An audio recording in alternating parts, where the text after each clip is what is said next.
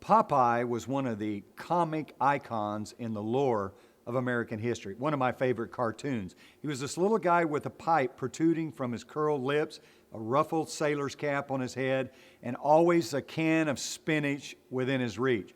Captain Bluto was a bully and a bad guy that always showed up to challenge him on his quest for success. It was during these challenging moments that he was always reach for his can of spinach, munch its contents, and find strength to win when all odds were against him. Well, we all have our Captain Blutos. You can give Captain Bluto a different alias, but their primary function is the same.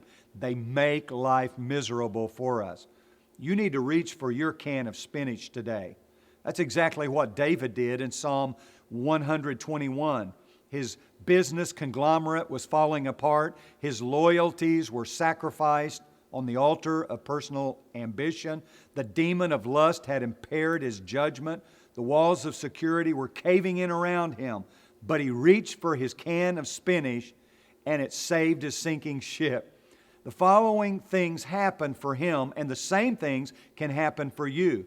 His focus changed from dwelling on his problems to focusing on his problem solver. He said, I will lift up my eyes to the hills from which cometh my help. Don't look down. Don't be looking around. Look up. That's where the answers are coming from. When you start looking up, heaven will start looking down.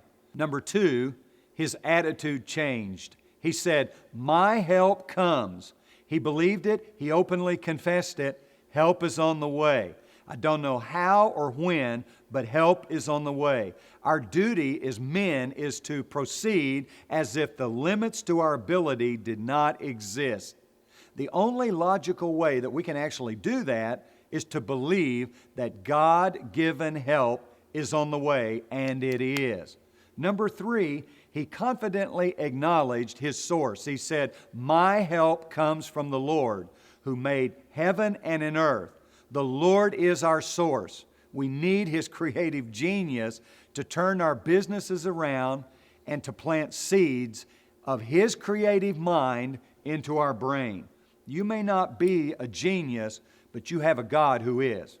And He is your source. Trust Him now.